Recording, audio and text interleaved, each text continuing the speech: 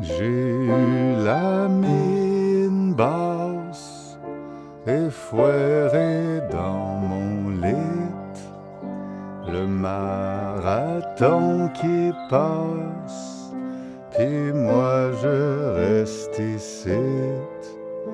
J'aurais tellement voulu souvent une main d'un cheveu.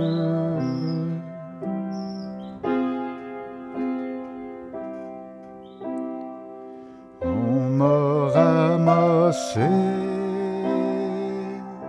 à petite cuillère. J'ai eu la face d'un branche, j'ai eu le dos à terre. Et toujours, j'avoue, je reviens vers vous.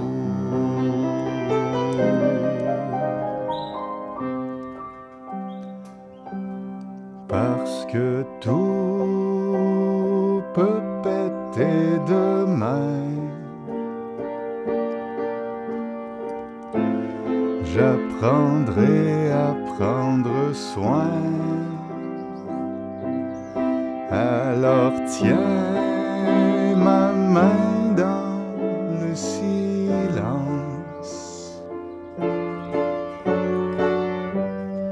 et on va tenter la chance.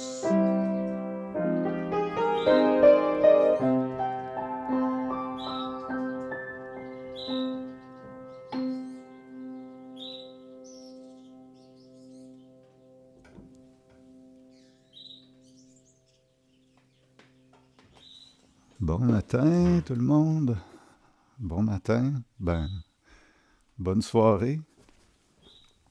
Il y a une personne qui me dit qu'elle avait écouté mon podcast quasiment non-stop entre le Saguenay-Lac-Saint-Jean puis Montréal. Fait que bonne route si vous êtes sur la route.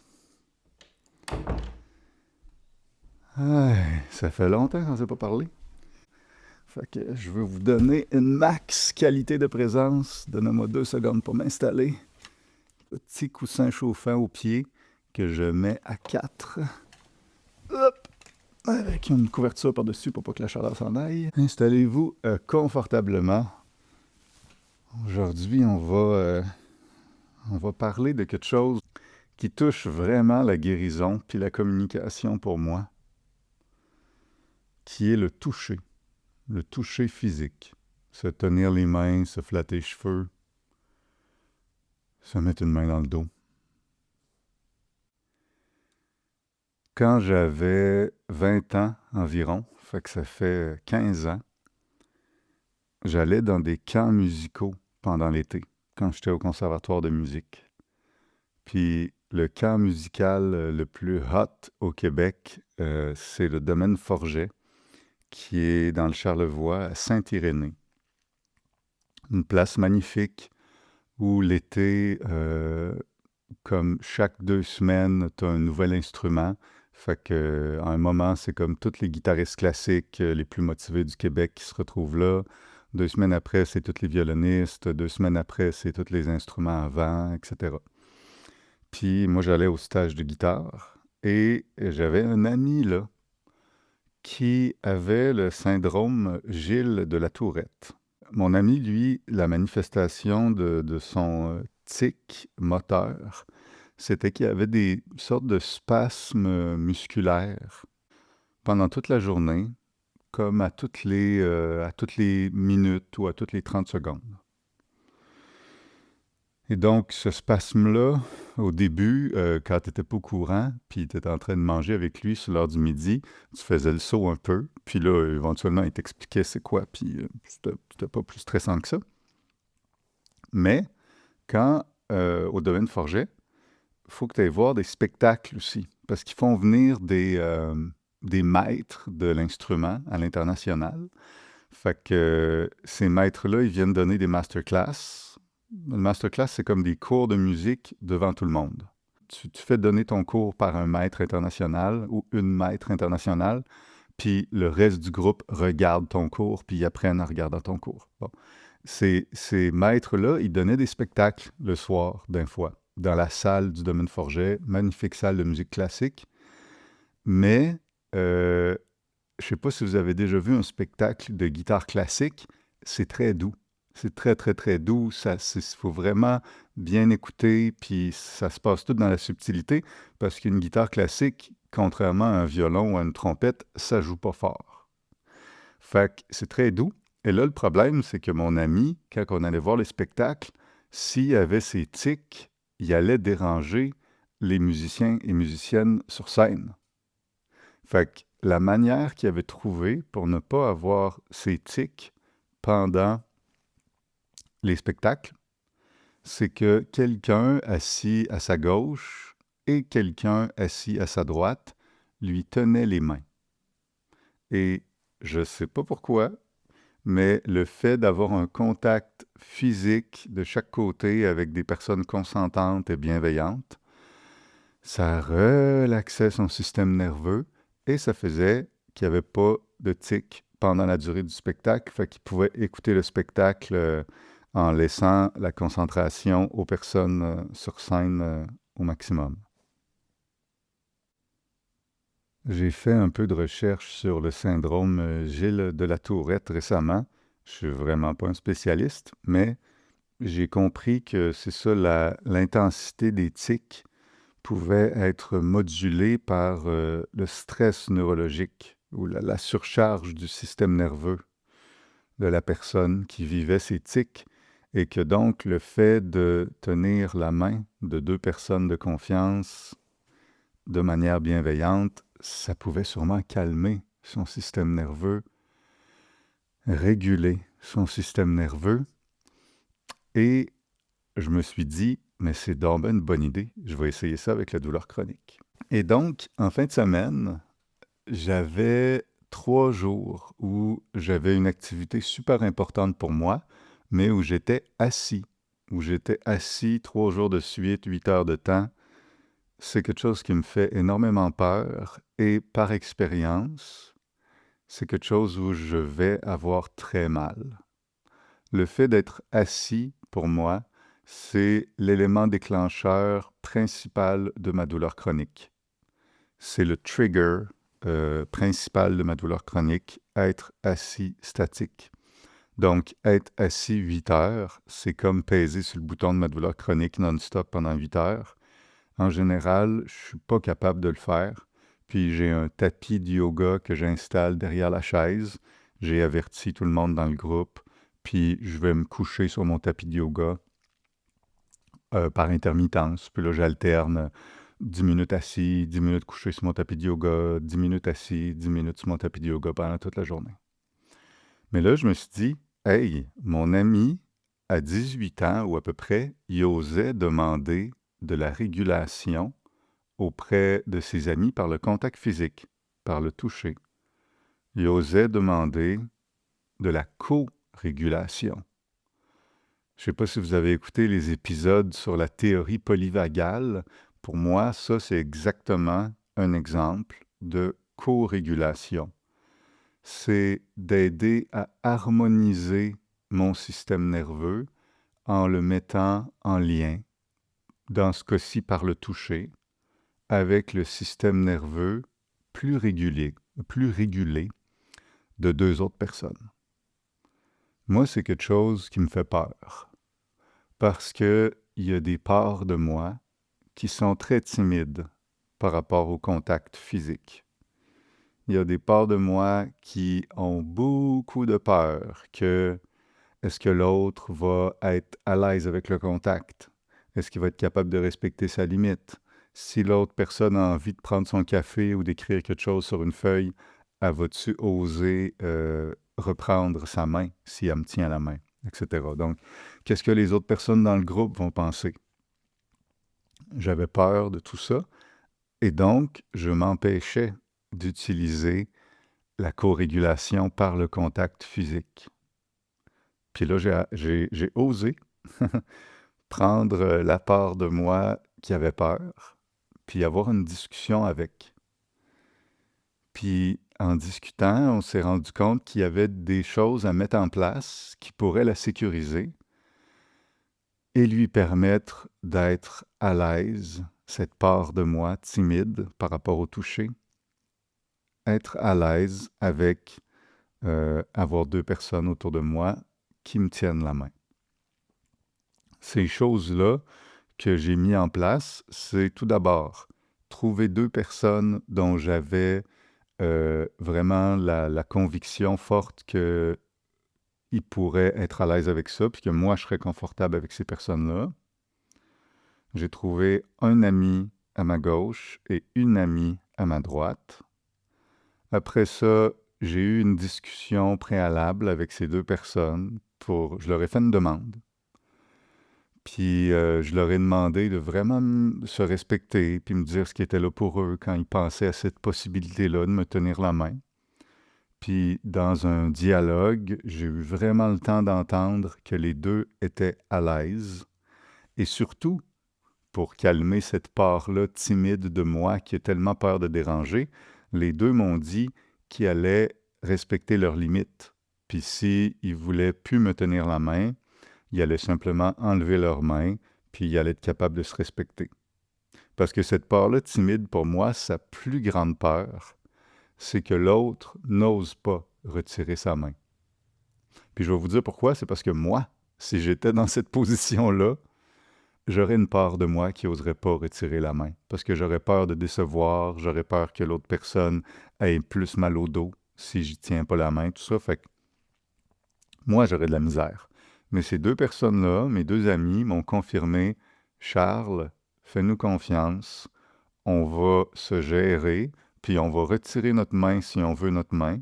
Puis si, à un moment donné, on n'a plus envie d'avoir ce rôle-là, on va te le dire, puis on va en discuter.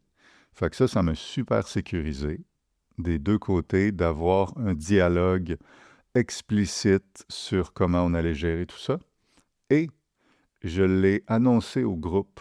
L'autre chose dont j'avais peur, c'est que le groupe trouve ça bizarre, que le groupe pense que j'étais en train de partir un harem, puis que je sais pas quoi, là, mais fait que je l'ai annoncé au groupe. J'ai dit « Hey tout le monde, je vais vous parler », puis là je leur ai dit « Vous savez que j'ai de la douleur chronique, puis je suis constamment en recherche de nouveaux trucs pour être plus confortable au quotidien. Et le nouveau truc que j'ai envie d'essayer avec vous aujourd'hui, c'est d'avoir du contact physique tout au long de la journée, de tenir la main des deux personnes autour de moi. Fait que surprenez-vous pas, faites pas le saut, je vais tenir la main, puis c'est consentant, puis tout le monde est d'accord avec ça. Donc le fait d'aller chercher comme une compréhension commune de c'était quoi l'intention de ce geste-là avec le groupe et une compréhension commune de l'intention puis des limites avec mes deux collègues autour de moi, mes deux amis, ça l'a permis à la part de moi timide d'accepter d'aller dans ce mouvement-là de contact physique. Puis je vous dirais que ça s'est passé sur 3 jours. La première journée, j'osais pas demander la main. Parce que, évidemment, il ne me tenait pas la main 100% du temps pendant 8 heures. Fait qu'il y avait des moments où il me tenait, il y a des moments où il ne me tenait pas. Puis, dans les moments où il ne me tenait pas, des fois, je me disais, faut-tu que ce soit moi qui initie le contact de main? Genre, c'est-tu parce que ça leur tente pas? Ou c'est juste parce qu'ils n'ont pas pensé et puis ils ne savent pas si j'en ai besoin à ce moment-là? Et je n'osais pas initier. Fait que je faisais juste attendre. Puis j'étais comme, j'espère qu'il va me tenir la main, j'espère qu'il va me tenir la main, j'espère qu'il va me tenir la main. Puis souvent, il me tenait, mais après 10 minutes, après 5 minutes. À la fin de la journée, j'ai parlé avec les personnes, surtout avec une des deux, puis j'ai dit, « Hey, j'ose pas te tenir la main, j'ose pas initier, en fait. Quand vous proposez, je suis full content de recevoir, mais je n'ose pas initier. » Et le fait d'être entendu par la personne par rapport à ma peur de ne pas oser initier, puis que la personne fasse « Hey, je t'accueille là-dedans, puis j'ai de la compassion pour toi, puis en même temps, je t'encourage, puis je te félicite de le reconnaître. » Ben là, ça fait que la journée 2 et 3, j'ai osé initier. Puis ça, c'était un gros step pour moi, là. D'oser demander, peux-tu me tenir la main? Peux-tu me tenir la main? Parce que là, on dirait que quand c'est pas moi qui initie, j'ai plus confiance que les autres vont se respecter, parce que c'est eux autres qui ont initié.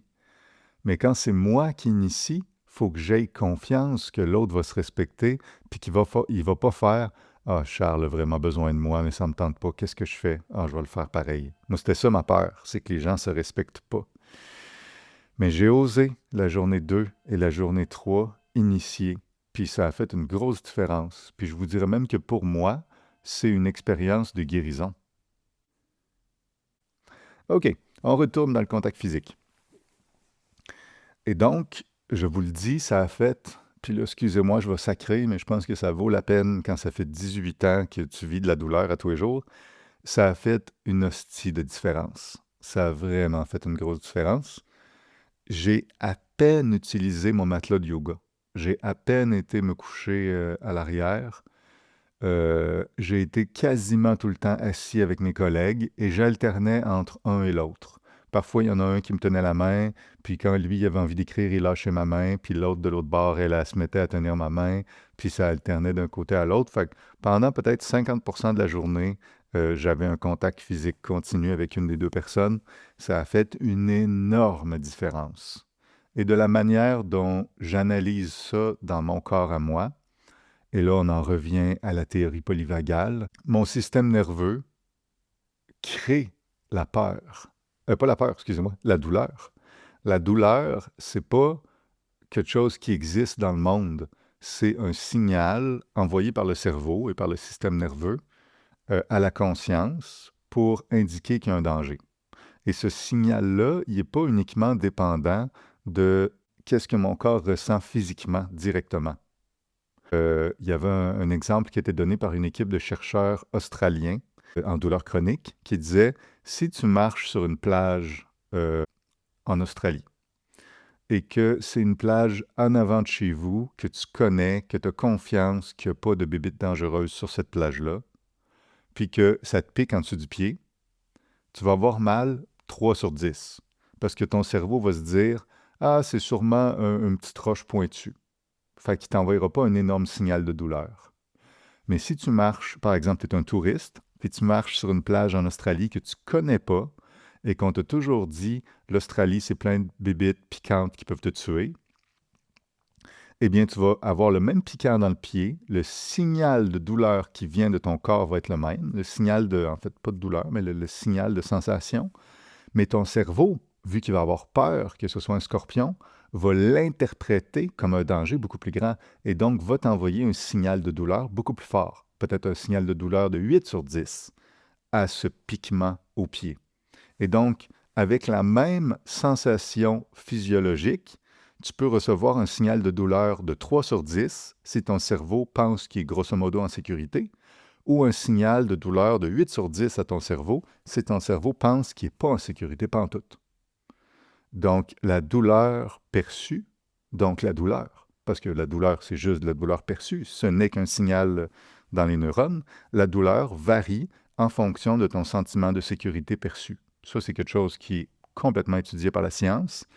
Et moi, ce que j'interprète, c'est que le fait d'avoir une main qui est tenue à gauche par une personne, une main qui est tenue à droite par une personne, que les deux personnes aient consenti à me supporter, bien, ça fait que émotionnellement, je me sens beaucoup plus en sécurité.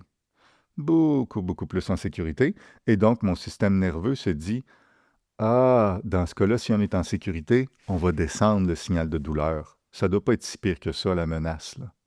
Fait qu'il descend, il descend le signal de douleur et je me retrouve à la fin de la journée et finalement, ça s'est bien passé ma journée. Je me suis jamais rendu dans des grandes douleurs. C'est fascinant. Et je ne suis pas le seul à vivre cette expérience-là. C'est quelque chose qui a été vraiment étudié par la science. J'avais déjà fait des tombées sur des livres concernant la douleur chronique sur ce principe-là, que le contact physique pouvait profondément sécuriser le système nerveux humain et donc diminuer la douleur. C'est ce qu'on appelle des fois la synchronisation interpersonnelle.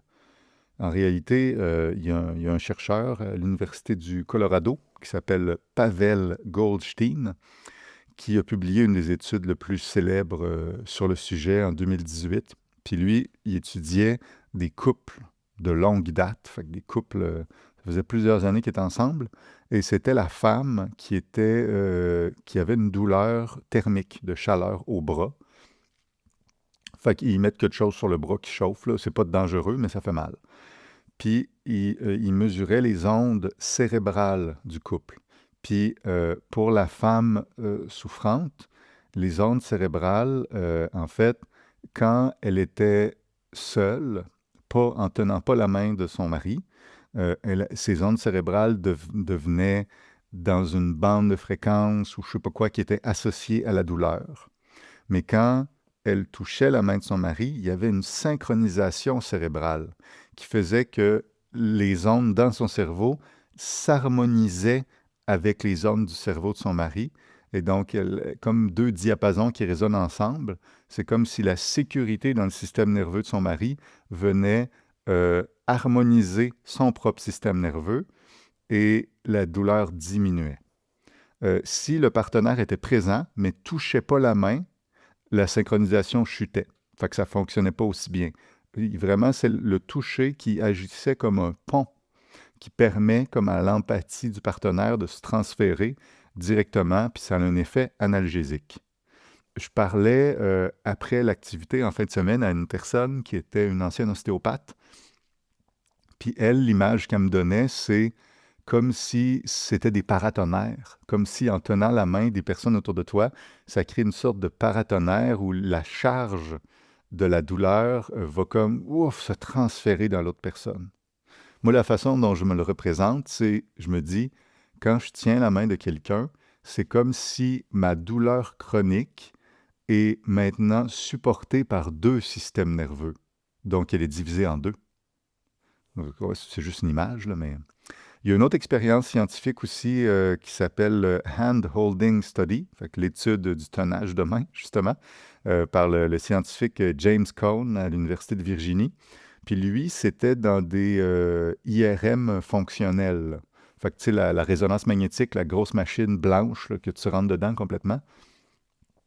Et encore là, c'était pas de la chaleur, je pense que c'était des légers chocs électriques. Puis c'était les femmes qui étaient dans le IRM. Fait que le IRM pouvait évaluer l'état de leur cerveau, puis quelle zone du cerveau s'activait davantage en temps réel. Les femmes recevaient des chocs électriques et il y avait trois conditions à l'expérience. Une condition où elle ne tient pas la main de personne, une condition où elle tient la main de son conjoint, puis une condition où la femme tient la main d'un inconnu. Puis l'inconnu, ça offrait un soulagement, mais moins que le conjoint.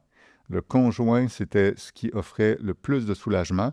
Puis en fait, ça pouvait se voir dans le IRM où les zones du cerveau associées à la menace et aux émotions, comme par exemple l'hypothalamus puis l'insula, étaient beaucoup moins activées quand on pouvait tenir la main du conjoint. Puis ce qui est drôle, c'est que les personnes, avant d'aller dans le IRM, ils devaient remplir un formulaire. Puis dans le formulaire était évaluée la qualité de la relation du couple.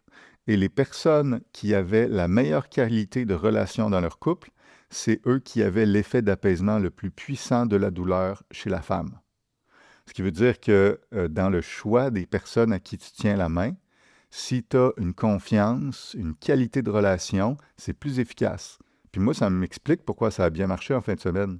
Parce que les deux personnes à qui je tenais la main, je m'entends super bien avec eux. Puis il y a une des personnes que je connais depuis genre 15 ans, puis une profonde confiance. Fait que je me rends compte que j'ai bien fait de choisir dans le groupe ces personnes-là parce que la confiance envers les personnes aide encore plus la synchronisation des ondes cérébrales. Donc, c'est quelque chose qui est fascinant. La manière dont les chercheurs en question expliquent ça, c'est il y a différents mécanismes qui sont en jeu. La libération d'oxytocine, fait que vous avez déjà entendu parler de l'oxytocine, cette hormone du lien social. Fait que l'oxytocine qui apparaît en nous à différents moments dans notre vie, au moment de l'accouchement, par exemple, l'oxytocine vient créer un analgésique pour les femmes qui accouchent, pour les personnes qui accouchent, eh bien, ça crée un analgésique aussi quand tu as de la douleur chronique, l'oxytocine. Fait qu'elle diminue naturellement le cortisol, qui est l'hormone du stress dans le corps. Fait qu'il y a sûrement ça qui a joué sur moi. Après ça, il y a la théorie de James Cohen, celui qui a fait la deuxième étude là, sur le... Il appelle ça la Social Baseline Theory. Fait que c'est une théorie qui suggère que le cerveau humain considère la proximité des autres comme un état par défaut, un état de base, qu'on est fait pour être avec les autres. Social baseline. Le baseline, l'état de base normal de notre cerveau, c'est d'être ensemble. Et que être seul coûte plus d'énergie à notre cerveau pour gérer les menaces. Quand on est seul, notre cerveau est beaucoup plus en alerte. Il sent que c'est anormal d'être seul, fait qu'il va activer un petit peu plus ses mécanismes d'alerte, de détection de la menace, et donc il va envoyer des signaux de douleur plus forts. En tenant la main, on arrête d'être dans la vigilance. C'est comme si notre cerveau délègue une partie de la régulation émotionnelle à l'autre. Il se dit « Hey, j'ai pas besoin d'être autant vigilant pour checker les menaces, vu qu'on est deux. » Fait que l'autre personne aussi, elle check les menaces autour. Fait que je peux être moins vigilant à la menace et donc moins avoir des signaux de peur et de douleur forts dans le cerveau. Vraiment intéressant. Social Baseline Theory. Il y a aussi un autre principe, c'est que le toucher cutané avec la peau active des fibres nerveuses spécifiques, les fibres C-tactiles qui, elles, montent au cerveau puis envoient un signal de sécurité directement au système limbique dans le cerveau, ce qui va court-circuiter une partie du signal de douleur. Fait qu'il y aurait des sortes de fibres qui détectent ce contact-là puis qui vont bypasser un peu la douleur dans le cerveau. Donc, il y a plein de mécanismes qui expliquent cette co-régulation biologique. Puis moi, laissez-moi vous dire que dans mon processus de communication et guérison, c'est quelque chose qui va m'accompagner à partir de maintenant clairement parce que c'est quelque chose d'extrêmement puissant que j'ai observé. C'est genre pas juste une petite différence, là. Ça a fait la différence pour moi entre une journée où, après la journée, je suis décalissé, j'ai fucking mal au dos, puis je suis juste tanné de vivre, versus, ben pas tanné de vivre au sens où je vais me suicider, là, mais genre, je suis comme, ah, ça me parle plus. Ou une journée où, à la fin de la journée, je me sentais, hey, je me sens quand même pas pire. J'avais mal, là, mais c'était vraiment mieux. Fait que c'est une différence majeure. Majeure.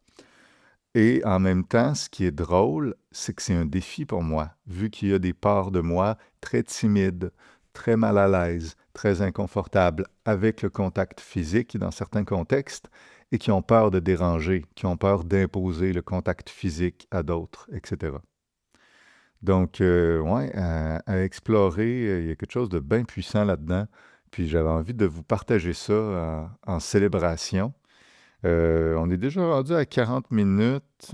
J'ai comme d'autres histoires à raconter par rapport au contact physique, mais je pense que je vais faire un autre épisode sur le contact physique. Il va peut-être être plus court, là, mais j'en ferai un prochain. Fait que ça, c'était juste la base. Puis, prochain épisode, je vais vous donner d'autres exemples de cette manifestation-là, de la puissance co-régulatrice du contact physique dans ma vie. Je m'en vais me réinstaller au piano pour vous improviser quelque chose pour finir. Vous écoutiez le podcast Prendre soin avec Charles-Auguste. Je vous souhaite d'avoir du contact physique sécurisant dans votre vie.